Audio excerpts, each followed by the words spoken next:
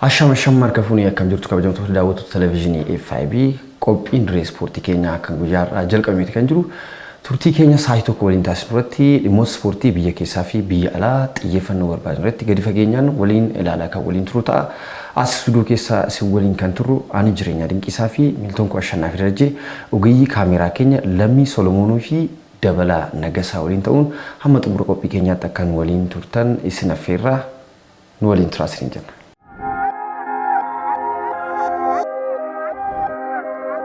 Turtii keenya sa'aatii tokko waliin taasisnu keessatti egaa dhimmoota ispoortii biyya keessaa arganne gariin biyyaalessaa Itoophiyaa tapha madaallii ga'umsaa garii biyyaalessaa Lesotho waliin caamsaa 20 dheengadda taasiseen galchii tokkoof tokkoon qixa baheeti kan jiru dhimmicha waliin ilaalaa kan turu ta'a. Dabalataanis gara alaatti yoo baanu Baargamarraa Real Madrid shaampiyoonii Awurooppaa ta'eeti kan jiru yeroo 14ffaafidha. Wanca Champions League Awurooppaa kan injifate Real Madrid Ralf Rangnick hojii gorsaa kilaba Manchester United ta'uun waggoottii lamaan dhufaniif kilabicha waliin turu jedhamee kontiraatii isaanii irra taa'ee kilabicha akka gadhiisan beekameeti kan jiru. Kana alatti Sadio Mane Liverpooliin gadhiisee gara kilaba biraatti akka deemu turtii waggaa jaabuudhaa taphataan kun Liverpooliin kan gadhiisu dhimma kanas gabaabsinee kan waliin ilaalaa turu ta'a. Ashu baga nagaan dhufte. Baga nagaan nagdi jiru kam jirra.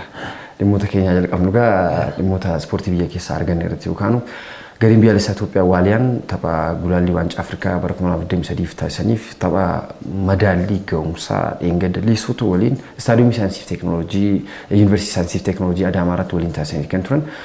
Taphicha irratti Lesothoon numaayyuu dursee galchii lakkoofsee galchii tokkoof duwwaatiin dursaa ture. Boodarra Yigezu Boggaaleen garee biyyaalessaa Itoophiyaaf seenaa isaa keessatti yeroo jalqabaaf garee biyyaalessaa Itoophiyaaf kan waamame garee biyyaalessaa Itoophiyaaf galchii qixxeessituu lakkoofseen taphni madaallii ga'umsaa kun galchii tokkoof tokkootiin goolameeti kan jiru. Dhimmoota kana wajjin wal qaban gabaabsinee ilaallu taphicha irratti gareen biyyaalessaa Itoophiyaa akkuma kanaan duratti himatamaa ture baakpaasii yookiin immoo kubbaawwan gara boodaatti deddeebi'an baay'isaa ture. Aarsaatti kafalee jechuu dandeenya.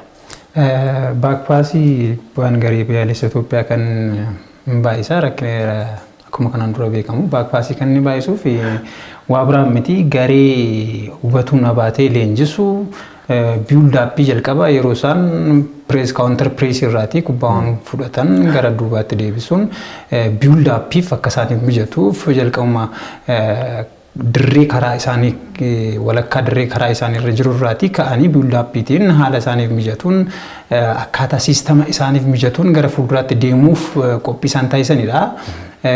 Garuu yeroo kubbaa baakpaasii deebisan kanarratti yeroo baay'ee dogoggoroota baay'eetu uumama. Taphattoonni garee biyyaalessaa Itoophiyaa sarara ittisaarra jiranii yeroo isaan dogoggoran argita. Sana qofa osoo hin taane sararaan karra eegan garee biyyaalessaa Itoophiyaas yeroo baay'ee siistama kanaaf taphattoonni barbaachisan kubbaa miilaan taphachuu taphattoota danda'anidha. Yeroo baay'ee kan filatamanii siistama hubatuu na baatee tiktaak miti kan isaan taphachuuf yaadanii taphattoonni kun immoo miilaan kubbaawwan qabatanii gara fuulduraatti 16x50 jennu keessaa hanga bahanii taphattoota sararaa ittisaa faana yoo danda'an taphattoota sarara gidduu faana hanga wal qunnamuutti gara fuulduraatti deemuutiin yeroon siin jedhu taphattoota sarara ittisaa bira darbanii osoo hin taane kubbaa sana taphattoota sarara ittisaa fi sarara gidduutiin gahuutiin miilaan qabatanii yeroo isaan turan sanarratti faayidaawwan isaan argamsiisuudhaan isaan fayyadamanii garuu dhiibbaa keessa galu taphattoonni garee biyyaalessaa Itoophiyaa ittisarrattis ta'ee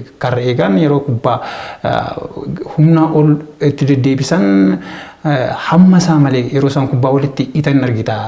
Dhiibbaa keessa galuutiin sababa kanaa dogoggoroota baay'ee yeroo isaan uuman argina. Taphattoonni garee faallaa immoo kaawuntar attaakiitti yeroo dhufan kubbaa diingata argatan sana kallattiin gara galchiitti yaaduutiin yeroo isaan goolii lakkoofsan argita. Tapha eengadda darbe kanarraas yoo ilaalte carraa goolii haaluma kanaan uumaniitiinidha.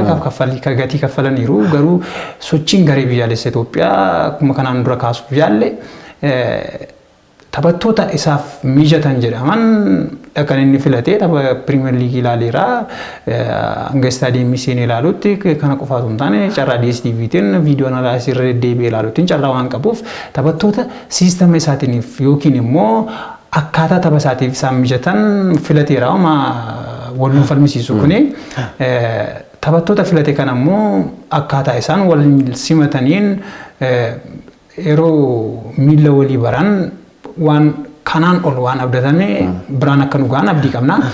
Taphattoonni filataman kun argiteetti yoo ta'e taphattoota jijjiiraafis amma taphattoota boqonnaa duraatti sochii gaarii argamsiisaniiru yoo jechuu baanne irree taphattoonni jijjiiramanii erga seenanii kan akka Iggazuu Boggaleefaa galchiiwwan carraa lakkoofsi argateera akkuma ati jala kaaftee sana qofa. Filannoo jalqabaatiin kan seene amma addunyaa siyaasaa keessatti siyaasni sirnoota garaagaraa lamatu jira sirnoota gurguddoo sooshaalizimii fi kaapitaalizimii waan jedhamu jira. Biyyoonni addunyaa kana garaagaraa sirnoota kanneen lamaan siyaasa isaanii keessatti kan fayyadaman akka isaaniif ta'utti akka hawaasummaa isaanii akka aadaa saba isaanii wajjin ta'utti godhaniiti yeroo baay'ee kan fayyadaman sooshaalizim kaapitaalizim amma gaafa hin qabu sooshaalizimoota warra yoo jenne amma Raashiyaa fakkeenya fudhachuu dandeenya kaapitaalizimii Ameerikaa fakkeenya fudhachuu biyyoota garaagaraa kaasnee haasa'uu dandeenya. Addunyaa kubbaa miilaa keessatti immoo falaasama gurguddaa lamatu jira. Isumatu babbaqaqee addunyaa kanatti baay'atee jira malee falaasama gurguddaa lama jira. Kaatenaachiyoo fi total football Catenaccio isa gariin biyyaalessaa Xaaliyaan bara 1950 bara 1960 keessa hamma bara 1970 dhumaatti fayyadamaa ture. Kubbaa miilaa ittisa irratti xiyyeeffatee taphatamu. Kana jechuun class of defense agarsiisuu irratti gariin biyyaalessaa Xaaliyaan yeroo baay'ee akka aadeffachuu sadarkaa aadeffachuutti gaaniiti kan jiranidha. Total football immoo bara 1970 yookiin bara 1960 xumurarraa kaasee Rinus Michel idea kana kan burqisiise achi Valery Lobanovskiin fas idea sana fayyadamaa kan turan gara Ukraine keessatti Shakhtar Donetsk yeroo leenjisu Valery Lobanovskiin achi booda immoo bara 1970 80 keessa immoo walirraa dhaalchisaati kan dhufan jalqaba biyya Dutch keessa ture idea kun kan jalqabame sanarra kan dhufe Rinus Michel achi Johan Cruyffin dhaalchise Johan Cruyff immoo idea sana qabatee gara Barcelonaatti dhufe Barcelonaan total football ina kamti fayyadama isa Dutch keessatti yaadirmeen bu'uuraa isaa jalqaba lafa kaa'ame sana kamti fayyadamu jettee akaadaamii Laamaashiyaa beekta akaadaamii Barcelonaa ol guddattoota kubbaa miilaa idea sanaatiin bocanii Spain keessatti akkam goonee fayyadamuu qabna akkam taphachuu qabna qixa kamiin fayyadamuu qabna waan jedhu achirraa kaasaniiti kan fayyadamaa dhufan kana jechuun idea isaa total football Holland keessatti biqile sana guutummaa guutuutti fayyadaman as dhufaniif fakkeenyaaf Guardiola maal jedhee fayyadamas fakkaata Tiki taka jedhu isaanillee inni yeroo baay'ee yeroo dubbatu juego de position jedha afaan isaaniitiin. Kana jechuun more of positional irratti xiyyeeffatanii kan taphatan jechaadha. Amma waa'ee gegen pressing yoo fakkeenya fudhatte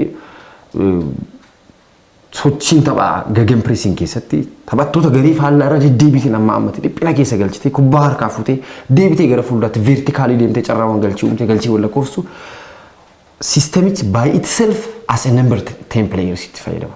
Fakkeenyaaf garee Jurgen Klopp keessatti taphataa akka Mesut Ozil, taphataa akka Kevin De Bruyne, taphataa akka Cesc Fabregas, Luka Modric hin argitu. Systemic by itself, systemic chumti mataan isaa yookiin immoo sirnumti taphaa sun falaasamichi mataan isaa taphataa lakkoofsa 10 olitti carraawwan galchii irra deddeebiitiin uuman boodarra waliin ilaala kan deemu ta'a. Sirriidha. Amma as gara Barcelona yoo dhufne fakkeenyaaf juego de position sana yookiin immoo tiki taka jennu sana yeroo baay'ee back passing argina garee Barcelona Pep Guardiola leenjisuu keessatti argineerra. Villanova yeroo leenjisu Barcelona keessatti argineerra. Even Luis Enrique's little bit fayyadama ture. Kubbaa back passing kana gara boodaatti baay'ee deddeebisu. Back passing kan fayyadamaniif isaan tokkoffaa garee isaan rebuild yookiin immoo reshape gochuufidha. Irra deebisanii ijaaruuf. Sochii taphaa isaanii boca isaanii organize gochuuf. Isa jeeqame isa taphattoonni bakka isaanii gagadhiisanii olii gaddeeman rebuild gochuufidha. Kubbaa yeroo isaan gara boodaatti deebisanii zoonii mataa isaanii keessatti walitti daddabarsan taphattoonni sarara fuulduraarra jiran adeemsa galchii lakkoofsuuf isaanii mijachuu danda'u keessatti bakka isaanii qabatanii dhaabatu. Hammasitti taayimii kennaaf jechaadha yeroo kennaaf. Barcelona keessatti kan argine kana Manchester City keessatti al takka kan arginu yeroo baay'ee illee miti amma Manchester City xiqqoo ishee pragmatismis dabalatee dhufeera. Bayern Munich keessatti waan kan argineera. Garee biyyaalessaa Spain keessatti kan argineera. Amma Itoophiyaa keessatti immoo Aayidiyaa kana falaasama kanaatiin leenjistoota lamatu bocamee jira. Tokko leenjisaa garee biyyaalessaa Itoophiyaa hubatu abaate.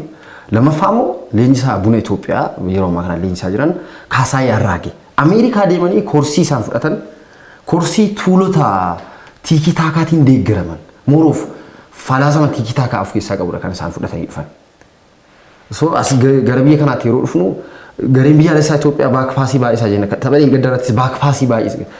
Daqiiqaa 45 jalqabaa guutummaa guutuutti booriingii ture baay'ee jibbisiisaa ture. Irra kubbaa walitti kennu kubbaa al takkaa gareen biyyaalessaa Lesotho al takkaa hin tuqne. Irra deddeebiitiin isaan walitti kennaa ture garee biyyaalessaa Itoophiyaa. As dabarsanii achi dabarsu gara boodaatti deebisu karree gaabira geessu minyoo dabbabee fi yaareed baay'een kubbaa walitti kennu asraattuu injootti kennu achumaati naannawa. Boodarra garuu dogoggora isaan uumaniitiin dhiibbaa keessa seenanii galchiin isaan rakkaa'ame. Maaliif kana ta'a? Gareen biyyaalessaa Itoophiyaa maaliif baakpaasii baay'isaa waan yeroo baay'ee garii sa'uunatti bishaan wallattis waan xiqqoo tokko arginee ture kanaan dura. Inni kalee isaa immoo hin caala ture inni Lesotho waliin taphatanii galchi tokkoof tokkoon qixaban irratti. Balleessaan isaa amma baakpaasii yookiin immoo kubbaawwan gara boodaatti deddeebisuu wajjin walitti hin qabatu. Aayidiyaa sana isaan aayidiyaa sanaatiin of bocaniiti kan dhufan hubatu abaatiin fa Ameerikaa deemanii leenjii koorsii leenjisummaa yeroo fudhatan. Garuu yeroo isaan baakpaasii gara boodaatti deebisanii kubbaa walitti dabarsan sarara fuulduraaf sarara gidduurra taphattoonni jiran immoo of qopheessuu qabu. Hanqinni kaleessa mul'achaa ture taphattoota sarara gidduu sarara fuulduraarra jiran qixa barbaadamuun of qopheessaan turan. Yeroo duubarraatii akka haaraatti garee sana orgaanaayiz gochuuf duubarraan kubbaa walitti dabarsan isaan immoo bakka qabachaa deemu qabu. Isaan bakka qabatan taanaan immoo taphataan garee faallaa fiigee dhufee dhiibbaa keessa seensuun akkati doggortu godha doggoraaf akkati saaxilamtu godha yeroo sana galchiin sirratti keessummeeffama. Kana ture gareen biyyaalessa Itoophiyaa akkuma kaasuuf yaalte baakpaasiin kan baay'atuu fi riisheeppii yookiin immoo bakka bakka isaaniitti akka deebi'aniifidha. Garuu inni baakpaasiin irra moroof achirratti irra deddeebiin yaalamu taphattoonni sarara fuulduraa fi taphattoonni sarara gidduu jiran taphattoota sana keessaati free of godhanii taphattootaatiin otoo maark hin ta'in dhaabbatanii kubbaa sana eeggachuu irratti as duubatti deebi'anii taphattoota sana gargaaruu irratti wantoonni kun barbaachisaadha. Rakkinni garee biyyaalessa Itoophiyaa irratti argamu yeroo baay'ee kubbaa duubarra taphachuu osoo hin taane tiraanziishinaalii kubbaan duubarra taphatamu kun yeroo isaan deebi'anii riisheep of godhanii sana booda kubbaa sana kallattiin sarara gidduurraa ga'ee sarara gidduu immoo kallattiin gara sarara fuulduraatti dabarsuu irratti yeroo baay'eedha rakkinni kan argamu. Sababa isaanii yookiin of free of godhanii bakka qabatanii dhaabbatanii yookiin immoo gara duubaatti deebi'anii kubbaa kana waliin ta'anii gara fuulduraatti fudhatanii darbuu irratti rakkinoota baay'ee irratti mul'ata malee baakpaasii baay'isuun yookiin duubatti deddeebisuun riisheep of gochuufidha. Garuu yeroo irra deddeebiin baay'achaa jiru sababa maalii yoo ilaalle hanimni irra deddeebi'aan baay'atuuti taphattoota sanaaf haalan kennuu hin dandeenye irra waan jiraniif taphattoonni sarara gidduus ta'e sarara fuulduraa kallattiidhaan kubbaa sana taphattoota sarara fuulduraatiin bira gahuuf dirqama taphataan sun firii ta'uu fi karaan kubbaan sun itti dhaqu dirqama firii ta'uu qabaata. Taphattoonni sun immoo hangam firii of godhaniitu yookiin immoo bilisummaa ofiif kennanii taphattoota sarara ittisaa sana eegaa jiru. Taphattoota sarara ittisaa sana taphattoonni sarara gidduu sun hamma immoo bakka duubaatti deebi'anii yeroo taphattoonni kun karaa isaan kennuuf yaalan sun mijataa ta'uu fi baate sanarratti haala kamiidha gara duubaatti deebi'anii kubbaa sana qabatanii akkuma ammaa baakpaasiis ta'e foorwaard paasiis haa ta'u vertikaalis horizontaalis kallattiitiin gara akkamittiin tiraanziishinichi taphattoota sarara fuulduraa bira gahuu danda'a isa jedhamu irrattidha malee rakkinni taphattoonni sarara baakpaasiin baay'ateef sistema akkuma sila kaa'amne sistema waan ta'eef wantoonni kun rakkinadha yookiin immoo negatiiv saayidii ta'anii fudhatamuu hin qabani. Gareen biyyaalessaa Xaaliyaan fakkeenyaaf dorgommii waancaa addunyaatti ana yeroo ta'e tokko yeroo sana baakpaasii baay'isu ture gara boodaatti kubbaa deddeebisu achuma keessa naannoo gara fuulduraatti deemanii zoonii mataa isaanii keessa ba'uuf rakkatu yeroo baay'ee.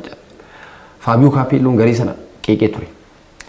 Of course kubbaa pooses gootee baakpaasii baay'ista yoo ta'e gara boodaatti deddeebistee kubbaa duubarraa ka haala qindaa'aa ta'een ba'a jetta yoo ta'e tokkoffaa ulaagaan keenya jalqabaa ta'uu kan qabu karreegaan kubbaa yeroo taphatu miila isaa waliin komfortiin itti dhaga'amu teeknikaalii karreegaa ofitti amanummaa qabu the cheapest goalkeeper jedhan Claudio Bravo fa'aa kanaa ta'etti Manuel Neuer fa'aa Manchester City Ederson Moraes karree gidduu takka kanaa kwaalitii kanaa qaban qabaachuu qabda. of course karree eegdota quality kanaa qaban hammam qabna waan jedhu gaaffii keessa galchuu danda'a. Garuu fakkeenyaaf geegen pressing taphattoota karree egaa quality kanaa qabaachuun sirraan eegamu. Maaliif back passing hin jiru kubbaa dubarraa build godhee hin baawaan jiru. Most of your time irra jireessaan timing kee kan darbu zoonii garee faallaa keessattidha. Ariigoo saakinis waan isaan godhan bara 1990 jalqabaa keessa kubbaa yeroo gareen kee qabatu gareen faallaa qabatu achumatti dhiphistee achumatti dhiibbaa irratti uumtee counter pressiitiin kubbaa deebistee kan kee taasifachuu qabda malee counter attackiif saaxilamuu dandeessa. Baay'ee dhiibbaa uumuu qabda achumatti kubbaa harkaa fuudhuu qabda.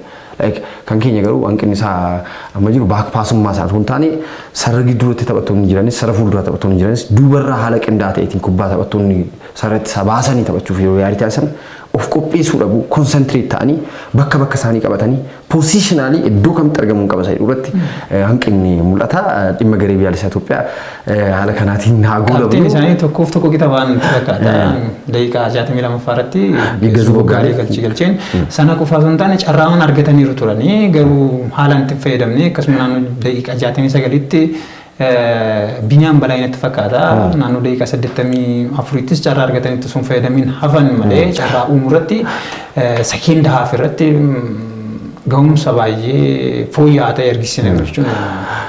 Waan fedhiif kabajamtoota daawwattoota televezyiinii FIB hordofaa kan jirtan qophiin dirree ispoortii keenya itti fufaa turtii booda yeroo itti deebinu Real Madrid yeroo 14ffaaf waancaa Champions League Awurooppaa injifateeti kan jiru Liverpool waancaawwan garaagaraa afuriif hamma dhumaatti falmatee waancaa lama qofa injifatee bara dorgommichaa goola beeti kan jiru Real Madrid yeroo 14ffaaf waancaa Champions League Awurooppaa injifateera. Dhimmicha gadi fageenyaan waliin kan laalaa turuu ta'a nu waliin turaa isin jennamas.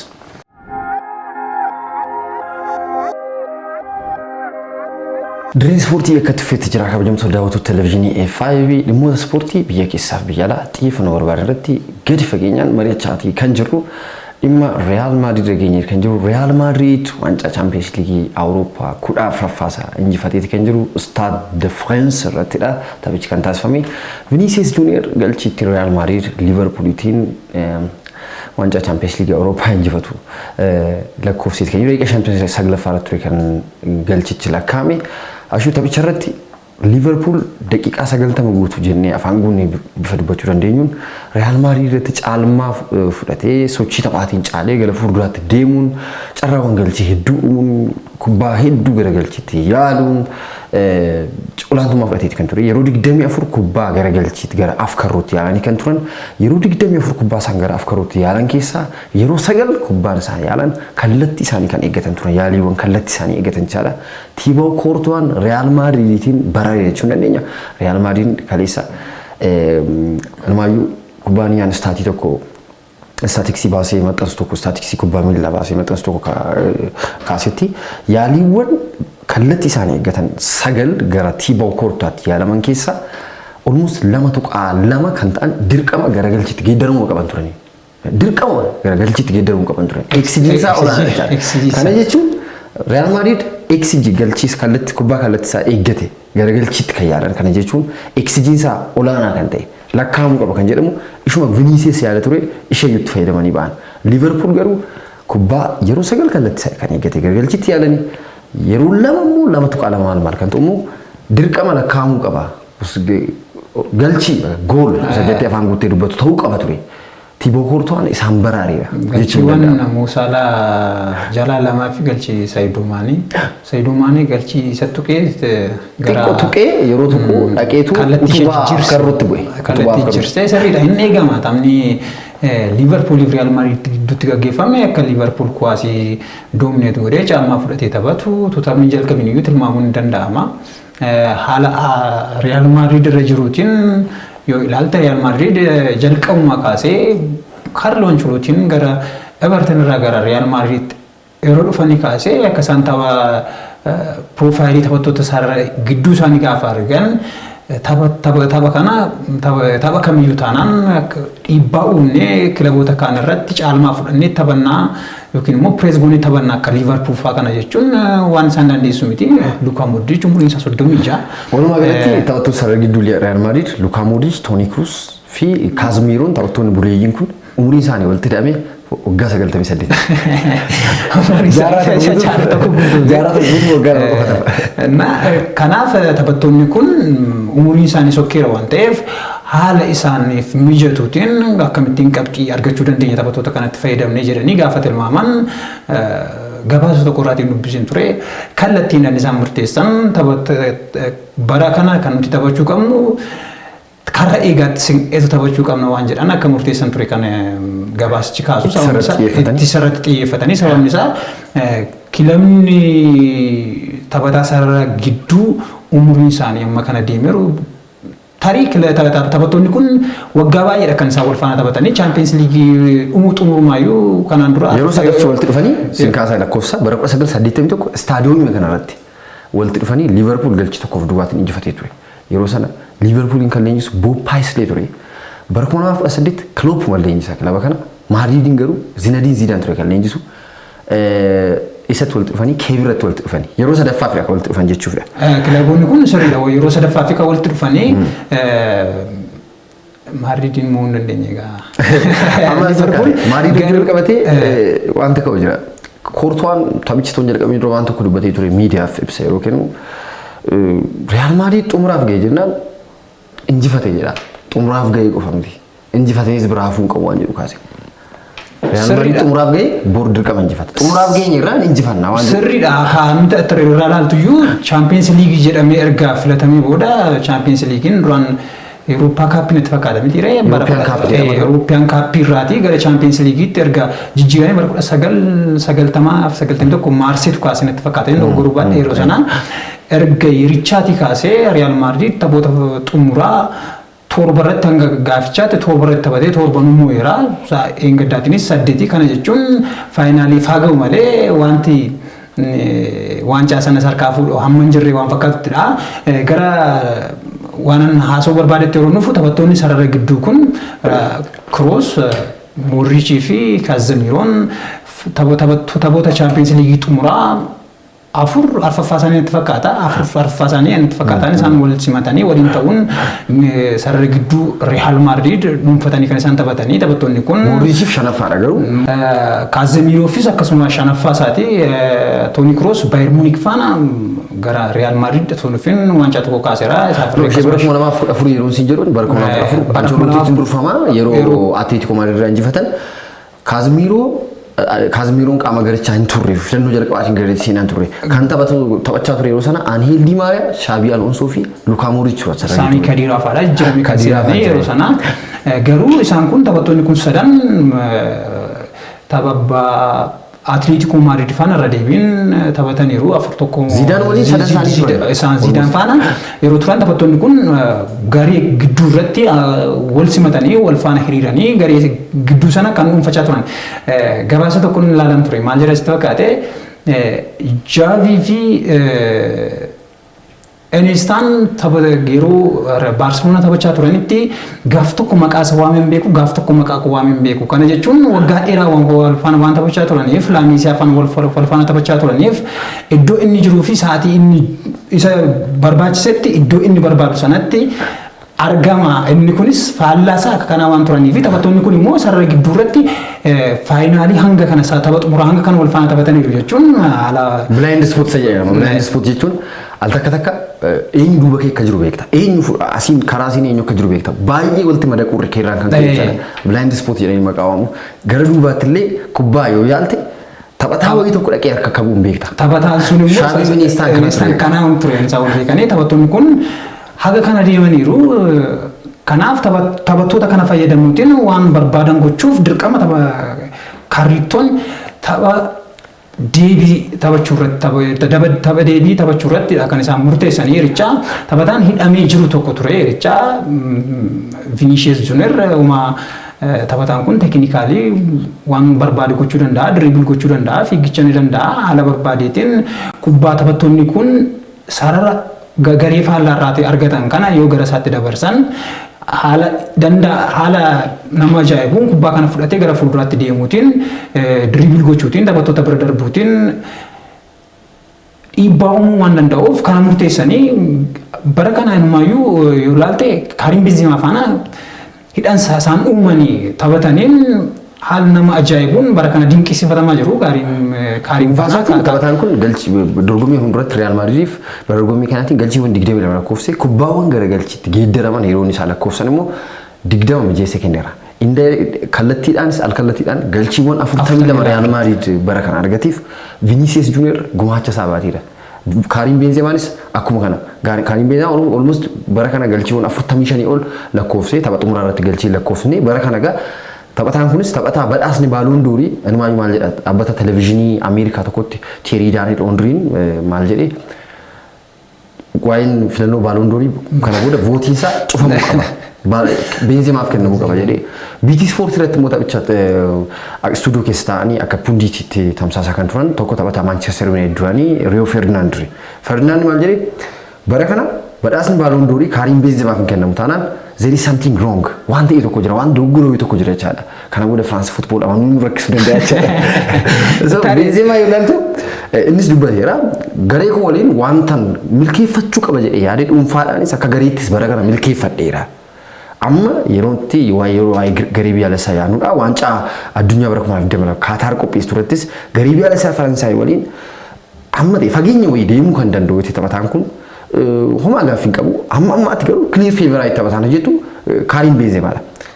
Sadio Mané fi Mo Salah turan taphattoonni biroo sadarkaa badhaasa Ballon d'Oriif noominii ta'anii dhiyaachuu danda'u jedhamee yaadaman.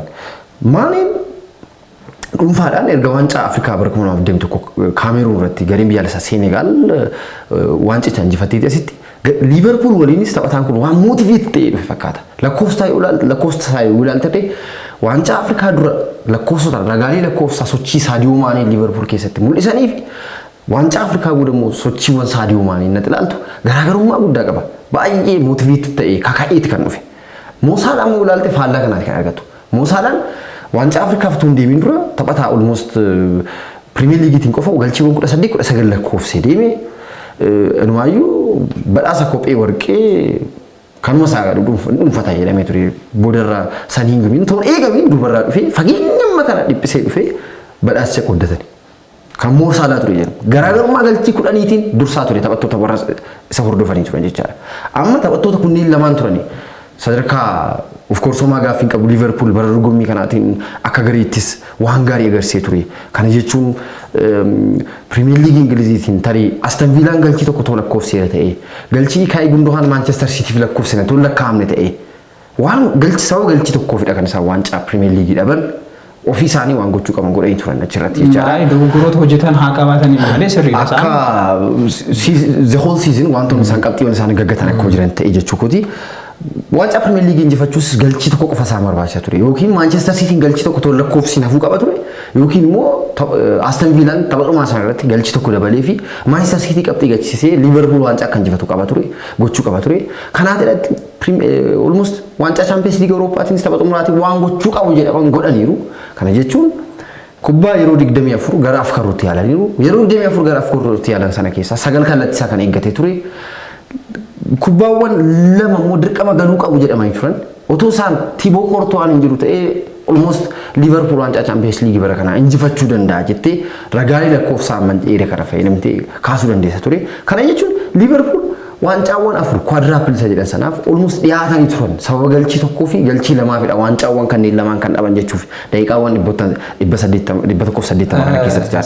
Ancelotti yoo fudhatte garuu Ancelotti yeroo baay'ee oldiidha jedhanii dubbatu. Akka Guardiola taktika badaa sophisticated ta'e drilling isa baay'ee complicated ta'e inumaayyuu dirree shaakalaa irratti fixee toon ofiin al takka taphattoota ofitti waamee qarqara irratti kana godhaa jedhee yeroo inni trigonometrii isaa taphattoota ofitti waamee yeroo inni agarsiisu argita.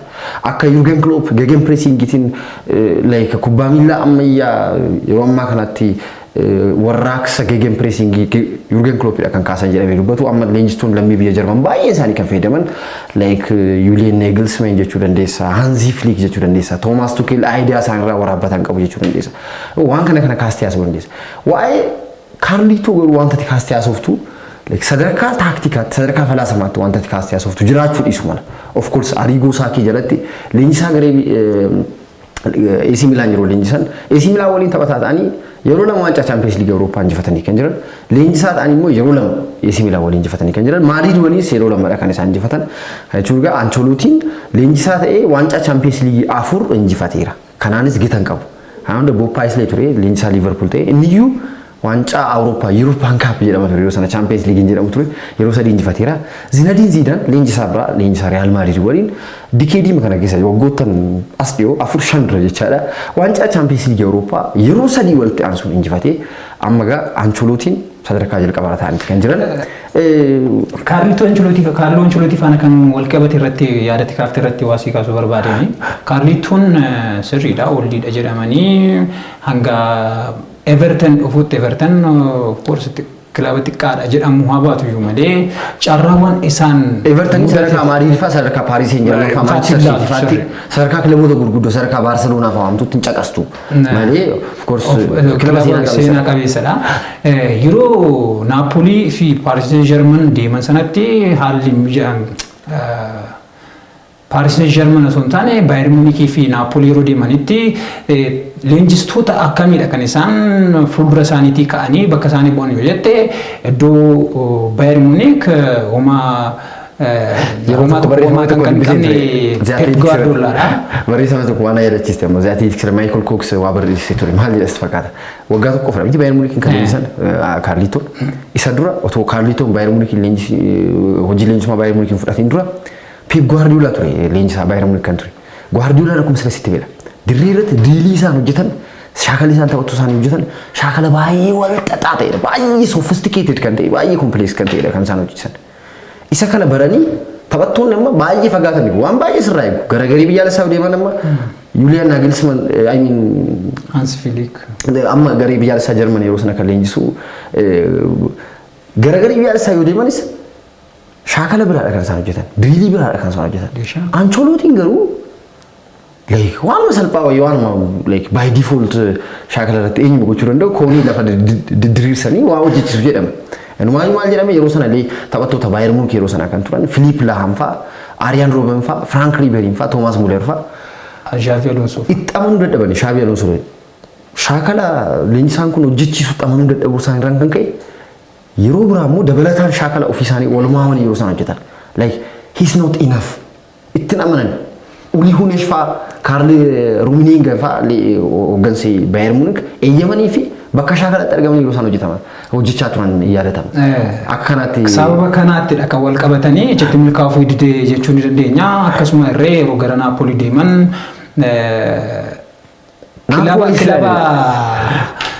kilaba Maurizio Sarri leenjisaa turedha. Maurizio Sarriin leenjisaa akkamii akka ta'an ni beekna. Wanta kana sababa isaan mudateetiif kana booda dhumeefira jedhamee ture. Haa ta'u garuu irra deebiin ka'anii Real Madrid gara Real Madrid erga dhufanii wantoota gurguddaa hojjetaniiru.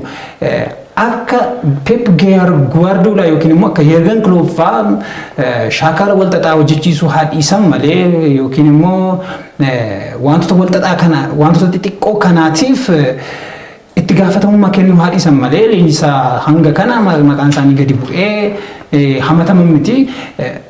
Tarii tapha eengaddaa irratti waan arge keessaa tokko yoo jiraate tapha guutummaan guutuutti caalamanii taphachaa turan irratti sa'aatii ta'e irratti ka'anii daqiiqaawwan ta'e irratti ka'anii dhaabbatanii yeroo isaan nyaara isaanii oliif gadi butanii taphattoota wajjin walii galan arge ture. Battaluma sana kan Luka Modric waan inni irraan amaleeffatamne kubbaa fudhatee gara boodaatti fiiguutiin gara garee faallaasaatti osoo hin taane gara garee sarara ittisaa Real Madriditti kubbaa fudhatee fiiguutiin iddoo taphattoonni sarara ittisaa Liverpool cufanii turan isa hordofuutiin gara duubaatti yeroo isaan fiigan argine turre taphattoonni kanneen akka Andy Robertson bakka isaa hanga walakkaa sarara dirreetti kan inni dhufee baay'ee banaa ture sababa inni kubbaa sana fudhatee gara duubaatti fiigeetiin quick transition godhanii kubbaawwan qaxeetaan Dani Alves harka ture kan inni Dani Alves sa'aatii sanatti Dani Carvajal fuuldura Luka Modric ture kan dhaabbatee jiru kubbaan sun kallattiidhaan Luka Modricitti Daanii Karvaal harka erga bu'ee Daanii Karvaal kallattiitiin taphattoota sadiitiin ture kan marfamee jiru Andi Roobertsan, Fabinho fi Thiago Alcantara taphattoota kana sadan gidduuti kubbaa inni kallattiitiin Casemiro ga'edha. Casemiroon kallattiitiin taphataan Fede Valverdeen sa'aaticha sanatti yoo ilaalte naannoo raadiyeesii meetira 2 ta'u taphataan kamiyyuu naannoo isaa kan hin turre ture firii ta'ee bilisummaa guddaatiin kan kubbaa sana argatee gara fuulduraatti gara 15-16 kan seene sa'aatii sanatti kan ta'e Virgil van Dijk irraa argitu wantoota lama ture. Fiigichaa inni taasisuuf yaade sun fiigichaawwan takka bakka Andi Roobertsan cufuuf yeroo inni yaadu argita. Kana biraan immoo yeroo inni garaagarummaa Ibrahim Konate wajjin gidduu qabu hir'isuufis gara fuulduraatti Ibrahim Konate isa gidduu jiru dhiphisuuf yeroo yaadu maaliif innis baay'ee daanjirasii ture. Taphattoonni Real Madrid gara sanatti fiigaa jiru Benzema fa'aa. Fiigaa jiru taphattoonni achi immoo bakka Andi Roobertsan dhiisee deeme sana bakkicha haguuguufis yeroon yaadni isaa bakka lamatti yeroo qabu daayileemaa keessa yeroo ture.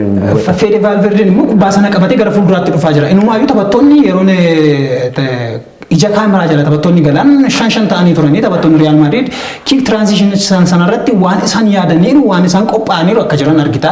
Taphattoonni kubbaan sun yeroo harka Modric jiru irratti sarara walakkaa miidhaatiin gara asii kan jiran taphattoonni Real Madrid 3 taphattoonni Liverpool 7 turanii yeroo kick transition sun gaggeeffame booda garuu yeroo 50 keessa yeroo taphattoonni gahan 5 ta'anii turan wal madaalanii turan tapha sana waan isaan yaadanii ittiin fiigaa turan fakkaata. Ibrahim Konateen yoo argitetti ta'ee taphata garaagarummaa Virgil van Dijk gidduu jiruuf hir'isuuf jecha gara Virgil van Dijkitti gosoota meeroon deemee Benzemaatiin hordofaa. Benzemaan beektaa moobaayiliitiin isaa garmalee socho'aadha. Taphattoota sarara ittisaaf yeroo baay'ee rakkisaadha. Duuba fuuldura jecha taphattoota yeroo inni jeequ argita. Sana eegsisuuf gara Karim Benzemaatti yeroo inni siqu Andi Roobertsan TAN yeroo tapha dura wantoota baay'ee Vinicius Junior bakka inni dhiisee deemu fayyadama wantoonni ka'aa turan kaasan taphataan sun bakka isaa eeggachuutiin iddoo Ibrahim Konateen gadhiisee deeme sana bakka Ibrahim Konate qabachuuf yeroo inni deemu sanatti karaa blind side TAA Vinicius Junior ture kubbaan garasii low cross jedhamuutiin gara Vinicius dhufedha kan isaan kallattiin kallattiidhaan banaa ture garuu yeroo baay'ee amma taphichaan dura waan tilmaamamaa ture Trent Alexander-Arnold bakka isaa dhiisee gara fuulduraatti baay'ee waan deemuuf bakka Trent dhiisee deemu sana Viniin akka salphaatti fayyadamuu danda'a waan jedhamu ture. Of course garuu Vinii galchisa kan lakkoofse garuu Trent yeroo Viniin galchisa lakkoofse fuuldura isaa ture.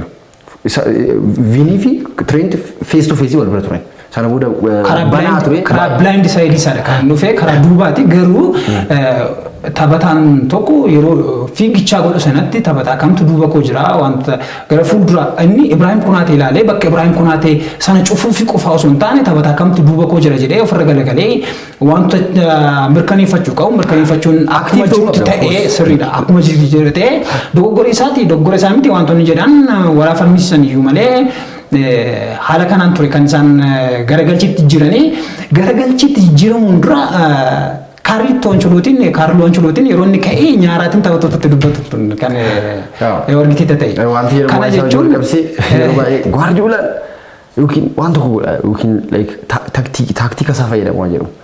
Fakkeenyaaf Pochettinoon yeroo Real Madrid fi Paris Saint-Germain marsaa kilaboonni 16 keessa hirmaatan keessatti walitti dhufan the whole 90 minutes taphoota staadiyoomii lama irratti taasifaman irratti iyyuu gama kubbaa to'achuuti yoo jette Paris Saint-Germain fooyya'aa ture.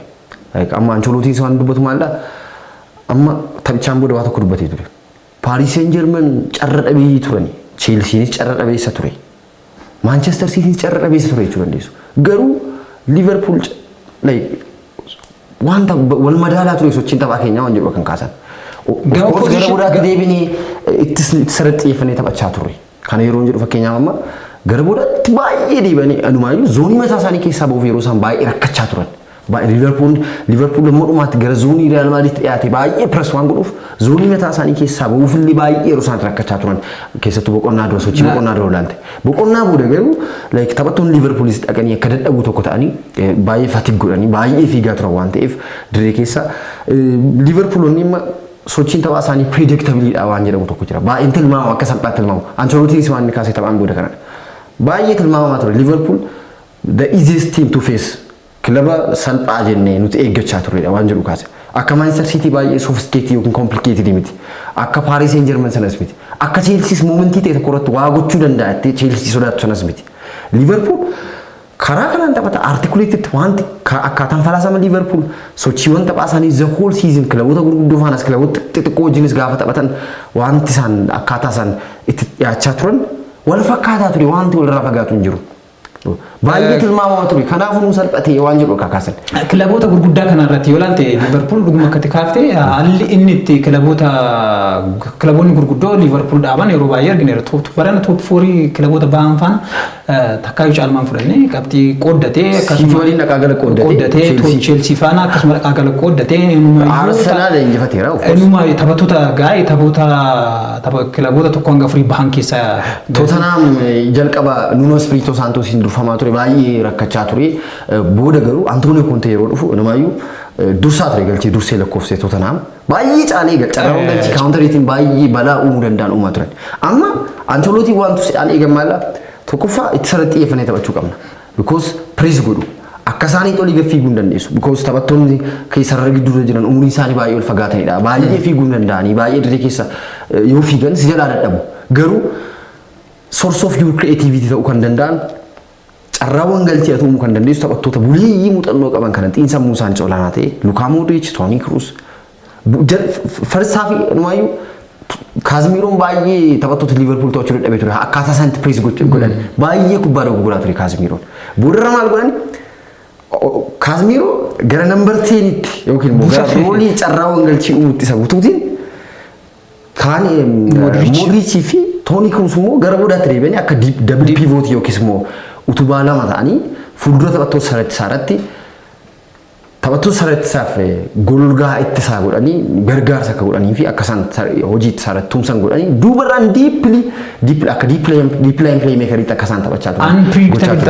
Unpredictable ta'aniitu taphattoonni boqonnaa booda sirriidha. Boqonnaa dura ammaa garagalchii isaaniitti garagalchii faallatti garagalanii kubbaawwan walii kennuu irratti baay'ee rakkachaa turan amma daqiiqaa 37 natti fakkaata keessumaa Toni Kroos kubbaan inni kennu way horizontaalii way baak paasii way horizontaalii way baak paasii ture Liverpool Fabinho natti fakkaata akka Fabinho Jordan Henderson yeroo baay'ee Jordan Henderson kubbaawwan qilleensa irra ergamanis fakkeenyaaf gama Liverpool sodaachisuu ture maaliif yoo jette taphattoonni sarara fuulduraa of course Liverpool eenyuun akka fayyadamuun beektu taphattoonni sarara fuulduraa isaanii yoo ilaalte gaafa sana kan fayyadaman filannoo jalqabaatiin gareetti kan seenan Sadio Mane, Luis Diaz fi Mo Salah taphattoonni kunniin sadan isaanii saffisa isaanii to'achuun hin danda'amu.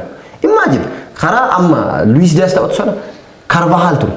Asiin immoo karaa Fernand Mendy jiru sana of course karaa Fernand Mendy itti amantaa because taphataan sun itti sarratti namatamu taakilii yeroo inni bu'u kubbaawwan intercept godhee sochii taphattoonni garee faallaa gara fuulduraatti godhan yeroo inni seelkachiisu taphataa kana namattu of course homaa gaaffii qabu. Garuu at whole yoo ilaalle taphattoonni kunneen amma Maneenis perfectly striker yookiin taphataa sarara lakkoofsa sagalii isa jettu miti. Luis Diaz taphataa amala akkasii qabu miti. Lamaan isaanii sararraa qaniitti gara keessaatti kan seenan. So Carvajalitti wal furanii yeroo isaan gidiraa keessa buusaa kan ilaalaa ture. Kanaan jalatti immoo akkaataa taphaa kana wajjin wal qabatu kanaa saffisa taphattoota sarara fuulduraa Liverpool wajjin wal qabsitee waan taate kaasuu dandeessu. Kubbaawwan dudduuba taphattoota sarara ittisaa garee faallaatiin kana yoo jiru garee faallaa gaas keessatti Real Madrid miti qilleensa duubarraa qilleensa Fabinho faa Thiago faa ergan baay'ee sodaachisoo turan waan jedhamus ka'aa ture. Isa kanas ofirraa ittisuuf wanti goone compact ta'uu qabna ture jedhe Ancelotti. Duubarraan baay'ee yabbachuu qabna ture. Kanaafidha zoonii mataa keenyaa keessaa bahuun kan nu barbaanne. Of course gama aesthetically yoo amma waa'ee oomishaalee waan tokko warshaa keessatti oomishaalee garaagaraa fakkeenya fudhannee ilaalle bilbila jennu fakkeenya fudhannee bilbila yeroo ilaaltu fakkeenyaaf bilbilli amma appearance isaa featureity isaa jalqaba kan ilaaltu kaameraan isaa akkamidha qulqullinni kaameraa isaa akkamidha yookiin immoo raamiin isaa hammamidha storage isaa hammamnaa qabachuu danda'a waan jedhu kaastee qulqullina bilbila kee kaastee boodarraaf wanti itti adda baastu maala aestheticidha bareedina bilbila kee filannoof kan itti deemtu. Bareedina taphaa yoo ilaaltan in terms of aesthetic yoo ilaaltan baay'ee fokkisa ture taphni keenya isa ilaaluuf mijatu waan jedhu kan kaasan. Garuu wanta nurraa eegamu gooneerraa jiru. Amma Real Madrid caalmaa fudhatee olaantummaa xiinsa muutees waan galaa tureef of course homaa gaaffii hin qabu. Kilaba yeroo 13 waancaa Champions League Awurooppaa injifatee wajjin yeroo taphattu olaantummaa xiinsa muulees irratti fudhatama. Taphattoota sarara gidduu sana si ilaaltu miilaalime. Modric, Toni Kroos. Sa'aatii kamitti maal akka godhan hin beektu. Hin tilmaamtu taphattoota kubbaa miilaa Awurooppaa doomineet gochaa turan waggoottan 5-6 darbaniif. Taphattoota kanas hin sodaatu homaa gaaffii qabu. Fabinho, Henderson fi Thiago amma lakkoofsa tokko ilaalan ture sila.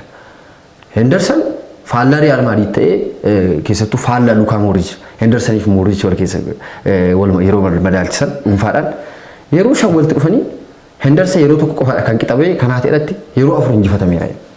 Isayyuu tokkommoo garee biyyaalessaa Ingiliz yeroo Modric garee biyyaalessaa Croatia waliin waancaa addunyaa bara 2018 Raashaan qopheessiteetti amma walakkaatti hamma xumuraatti deemanii turan. Walakkaa xumuraatiin garee biyyaalessaa Ingiliz waliin ture kan walitti dhufan yeroo sana Hendersonis qaama garee biyyaalessaa Ingiliz garee biyyaalessaa Croatiaatiin injifatamee dorgommicha ala ta'e keessaa tokko ture. Yeroo sanas injifatee ture. Olaantummaan xiinsa mul'inaan jiru fakkaata. Anyways Real Madrid kana Real Madrid tapha mo'ate osoo hin taane kallattiidhaan dorgommicha yookiin immoo tapha sana mo'atee kubbaa mo'atee kan taphate Liverpoolii wanti nuti osoo hin jedhin darbine yoo jiraate Liverpool bara kana quadruppleef haala nama ajaa'ibsiisuutiinidha kan inni dorgomaa ture. Dhugaa dubbachuuf leenjistoota ani baay'ee jaalladhu keessaa Jurgen Klopp tokko yoo dhugaa dubbanne wantoota inni Liverpool keessatti argisiise immoo yeroo ilaaltu kubbaa miilaa namoota amma ilaaluuf ka'an yoo yaadatte leenjisaa kanaatiin hangam akka isaan hawwafaman homaa gaaffii hin qabu. Waan gara diimandatti underdogii ijaaruutiin beekamu jedhama. Gara Klopp garuu deeman kilaba deeman keessatti fakkeenyaaf kanaan dura otoo Liverpool leenjisiin dura Borussia Dortmund ture kan leenjisaa turan. Yeroo isaan Borussia Dortmund leenjisan sense of underdogii maatii kubbaa miilaa irratti miira sense of underdogii namni kamiyyuu akka isa deeggaru akka isa jaalatu gochuu wayii tokko qabu jedhama. Fakkeenyaaf Liverpool Benfica waliin yoo taphate seenaa kilaboota yoo ilaalte ga'umsa kilaboota kanneen lamaan yoo ilaalte homaa gaaffii hin qabu. Liverpool olaantummaa kennita. Klopp waan ta'eef qofa garuu Liverpool akka deeggartuuf akka sadarkaa dirqisiifaa yeroo isaan gaanfaa jiru. Kilaba deeman gara deeman hundatti waan kana agarsiisuu danda'anitti kan jiran. Kanaaf boqonnaa otoo taphichi jalqabiin dura sa'aatii 4 ture taphichi akka kan keenyaatti akka dhawaata Itoophiyaatti halkan keessaa sa'aatii 4 ture jalqabuuf iskeeduulli kan ta'e daqiiqaa 30 gara boodaatti jedheeti kan jalqabe. 36 walumaa galatti deeggartoonni Liverpool tikeetii feekii qabatanii dhufanii naannoo karra istaadiyoomii Stade de France irratti jeequmsa kaasanii turanii poolisoota waliin xiqqoo ishee wal muddaa keessanii turanii sababa kanaaf jeequmsa ka'ee deeggartoonni Liverpool akkuma ilaaltu deeggartoota baay'ee Awurooppaa irraati baay'ee jaallatamanidha. Deeggartoota hanga dhumaatti kilaba isaaniif of kennanidha. Kilabni tikeettiin deeggartoota Liverpooliif eeyyamame tikeettii deeggartoota 20,000 ture garuu kan gara Paarisitti imalee 60,000.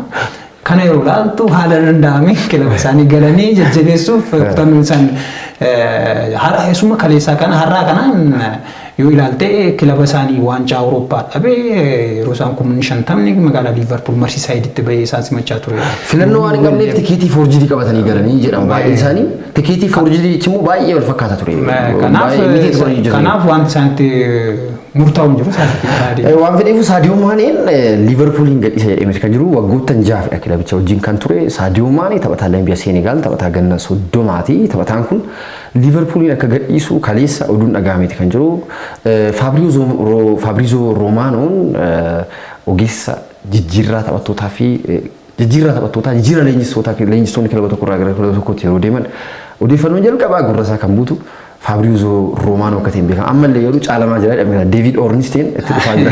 Baay'ee fagaa'ee sana qofaa osoo hin taane wantoota riimoorsii ta'an yookiin immoo callisanii haasa'aman odeessu wantoota sirriitti erga xiyyeeffatee murteessee booda kan inni barreessu waan ta'eef Sadio Maaneen sababa aariitti waan murteessis ta'uu danda'a yookiin immoo kanaan dura durumaa kaasee waan dhugamaa ture baay'ee otoo tapha Champions League kanan godhiin durallee sana booda nagaafadhaa jedhee ture akka dura kaasee tapha booda nagaafadhaa jedhee ture tapha deeggartoonni Liverpool kaleessa har'aa bahanii simatan iyyuu hindeemin hadaraa kadhachaa waan jiran fakkaatu. Experience haaraadha kanan barbaadu waan jedhu achirratti kan kaase experience haaraa barbaada kilaba biraa deemee ammoo kubbaa miilaa muuxannoo biraa kubbaa miilaa liigii biraa keessa chaalenjii biraa barbaada waan jedhu kan kaase maqaan isaa irra deddeebiitiin kan ka'aa jiru Bayern Munich wajjin natti fakkaata tarii Sadio Maane gara waan akka Barcelona waan kana fakkaata waan jedhamu kan jiru paawundii miiliyoona 30 baasii taasisanii kilabni taphataa kana fudhachuu danda'u amma kontiraan isaa waggaa tokkodha kanaafuu kan Mosaalaas akkasumadha kan Roberto Firminoos akkasumadha taphataan kun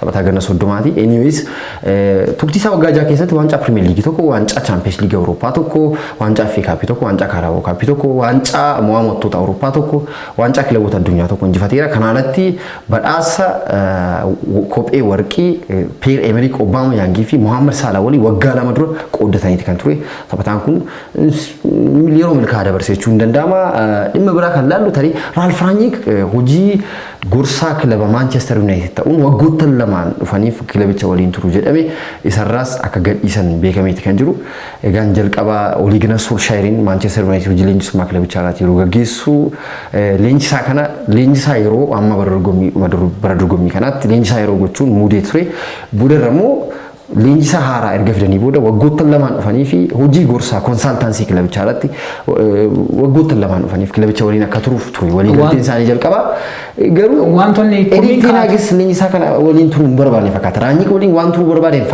waan fakkaatu natti fakkaatu yeroo ilaaltu ten Hag torban darbeedha tapha xumuraa Crystal Palace tapha Premier League torban 38 faatiin Manchester United Crystal Palace waliin taasisetti gaafa sana yoo Ingiliz keessa ture ten Hag London galee ture jedhameeti kan ture work permit visa isaa xumurameet sababni xumuramneef ture jalqabarra wantoonni jiru boodatti kan harkifatan garuu almost torban tokko ta'eera erga isaan Holland irraatii gara Ingiliz deemaniiti altakka bilbilaatiin altakka qofa bilbilaanis naasofni qaamaanis wal arganii waan taasisamee jiru inni kun gorsaa kilabichaa ta'ee tuffaa waggoota lamaaf jedhameeti kan jiru inni kun immoo leenjisaa haaraa kilabichaa ta'ee dhufeeti like Erik ten Hag Rangnick waliin hojjechuu waan barbaaduun fakkaatu. Gaarii Neville waan tokko kaasee ture yeroo gorsaa kilabichaa ta'ee waggaa lamaan itti fufa jedhamee yaadame sanatti amma yoo ilaalte Darren Fletcher garee coaching staff Ralf Rangnick ture kan inni ta'ee jiru sa'aatii kanatti kan isa Sporting Director ta'ee isa to'atu Ralf Rangnick garuu yeroo booda immoo Sporting Director ta'ee aangoo olaanaa qabate yeroo inni Ralf Rangnickiitiin to'atu argita. Wanti kun iyyuu dogoggora qaba. Wanti kun hin barbaachisu. Akkamittiin taphataan leenjisaan tokko konsaltaantii barbaada. Erga Ferguson garicha gadhiisee sitti gaa hojii gaggeessaa olaanaa kilabichaa kan ture Edward Ward ture. Abbootiin qabeenyaa kilabichaa eenyudha yoo ta'e ilmaan Glazer Ameerikaa Floriidaadha kan isaan jiraatan jirri kun Joel Glazer fa'a Abraham Glazer fa'a maatii Glazer jechaadha. Manchester United popularity yookiin immoo beekamtiin addunyaa kanarratti qabu kan ispoortiirra kan darbedha beeku kilaba biizinesiif mijataa ta'edha. Kilaba ispoonsorotaatiin kallattii garagararraa barbaadamudha. Kilaba waggaatti galii hedduu argatudha. Kilaboota soorii addunyaa kanaa jedhaman keessaa kilaboota tarii sadarkaa tokkoon sadii caqastu keessaa tokkodha. Amma ta'u gurguramee kilaba maybe paawundii biiliyoona 5 gaditti gurguramne Manchester United yoo kanayyuu kilaba Forbes kilaboota soorii addunyaa kanaa jedhamee baase keessaa sadarkaa sadaffaadha Manchester United kan jiru. Ilmaan Glazer waa'ee kubbaa miilaa hintii waan qabanii waa'ee yaadrimee kubbaa miilaa waan beekan qabanii jedhama. Sababa kanaan maal godhanii isaan ofii Ameerikaa jiraatu waggaa xaltakkaa dhufanii gara Manchester istaadiyoomii galanii taphan laalan qabeenya isaaniitti garu. Roman Abramovich yoo ilaaltate fakkeenyaaf otoo Raashiyaa fi Ukraine gidduutti rakkinni kun uumamee dura waggaa lama dura immoo rakkina uumamee beekama. Roman Abramovich gara dachee Ingiliz akkan ejjenneef dhorkameeti kan ture. Stanford Bridge seenee hin beeku ture. Isa dura garuu Roman Abramovich Chelsea torban dhufeen daawwataan nagaayuun argatu ture. Kilabicha jaawwachuu jaalataa bakka tireeningii deemee isaan jajjabeessa. Abbaa qabeenyaa isaaniiti. Tapha isaan Chelsea Stanford Bridge taasisu dirree ofii taasisu deemee daawwata. Taphoota murteessoo tapha waan caalatti deemee daawwata. Warri kun garuu achuma ta'aniiti kilabicha Edward kennanii Edward ittaanaa hojii gaggeessaa olaanaa kilabichaa akka ta'een beekama. Kanaan dura waggoottan 6 darbaniif scouting tiimiin isaanii sirrii miti. Taphataa garii biraa raalti taphataa yeroo isaan jijjiirsanii maallaqa baasanii fidan karaa qo'atameetiin miti kan karaa qo'atameef karaa qoratameetiin miti kan isaan fidan. Waan cimaa ta'eef dhaqanii caalbaasisanii maallaqa olaanaatti dhangalaasanii fidu. Waggoottan 6-7 darban Manchester United waancaa malee leenjistoota jijjiiraa ol bahee yeroo gadi bu'u itti gaafatamummaa kilaba kanaa keessatti rakkina kilabni kun keessa ture keessatti itti gaafatamaa kan turan tokkoffaa hooggansa olaanaa kilabichaati lammaffaa baakruum staafii kilabichaa gartuu fo'attootaa yookiin immoo skaawuting tiimiin kilabichaas itti gaafatamaa ture waan jedhudha kan kaasanii yeroo baay'ee gama Manchester Unitediin fakkeenyaaf bara 2017 Jose Mourinho reenya isaa Manchester United ture sadarkaa lammaffaa qabatee Manchester United yeroo sana Premier League kan xumure Mourinho maal jedha Mourinho imagine Chelsea waliin waancaa Premier League sadii injifatee dhufe Inter Milan waliin waancaa Champions League waancaa Scudetto leenjisaan injifachuu danda'eedha Real Madrid waliin milkaa'ina inni galmeessee yaadatamaa Porto waliin waancaa Champions League leenjisaan injifachuu danda'e milkaa'ina koo seenaa leenjisummaa kubbaa miilaa koo keessatti Manchester United waliin sadarkaa lammaffaa qabadhee kanan xumure milkaa'ina koo isa olaanaati jechuu danda'e taanaan there is something wrong behind waan jedhu wajji wal qabsitee akka kaasu dirqisiisa so kana hunduma saaxilamanii kan deeman Ralf yeroo baay'ee maatiin Ingiliizer immoo nama isaan saaxilu waan jaalanneef dhibbaatti godhanii leenjisaan kun akka garicha gadhiisee deemu hojii itti walii galee sana konsaltaansii kilabichaaf waggoottan lamaan dhufaniif kilabicha waliin tursan irratti jijjiiramnis jira gara executive chairmanittiin akkasuma Richard dhufeera yeroo baay'ee coaching staff in akkasuma jijjiiraman yeroo scouting team akkasuma jijjiirameras ati keenya deemaa jira gabaabsee dubbachuuf Nottingham Forest turtii waggoottan 23 booda gara Premier League xor guddachuun isaa beekameeti kan jiru kilabni abbaa qabeenyummaa Silvio Berlusconi durfamu Monza jedhama bara 2018 ture Silvio Berlusconi abbaa qabeenyaa AC Milan duraanii ture abbaan qabeenyaa kun muummee ministeera biyya Xaaliyaanis turanii wayita tokko amma Monza kilaba jedhamu bara 2018 bitanii Fininvest Group jedhama investment group isaanii amma isaan kilaba kana bitanii seerii C keessa ture waggaa 3 dura amma seenaa isaa keessatti yeroo jalqabaaf gara seeraa xor guddatee jedhameeti kan jiru kilaba Lombardiiti kilaba Lombardi kudha lammaffaa seeraa keessa taphatu jedhameeti kan jiru kanaaf irratti kilaba 69ffaa seeraa keessa taphatu jedhameeti kan jiru bara 1912 ture kan hundeeffame yeroo jalqabaaf gara seeriyaatti guddatee jedhameeti kan jiru kabajamtoota daawwattoota televezyiinii FIB hordofaa kan jiru turtan qophii dirree ispoortii ture dhimmoota ispoortii biyya keessaaf biyya alaa gadi fageenyaan xiyyeeffannoo barbaadan irratti waliin marii taasisaa kan turre as istuudiyoo keessa kan turre qophicha dhiyeessaa ani jireenyaa dinqiisaa miiltoon koo Ashannaa fi Darajjee ogeeyyii kaameraa keenya Lammii Solomoonii fi Dabalaa Nagasaa waliin ta'uun hamma ammaatti turtii waliin taasisneeti kan jiru yeroo itti aanu dhimmoota biroo qabannee walitti deebinutti ammasitti nagaan tura horaa bulaa deebanaa isin jenna.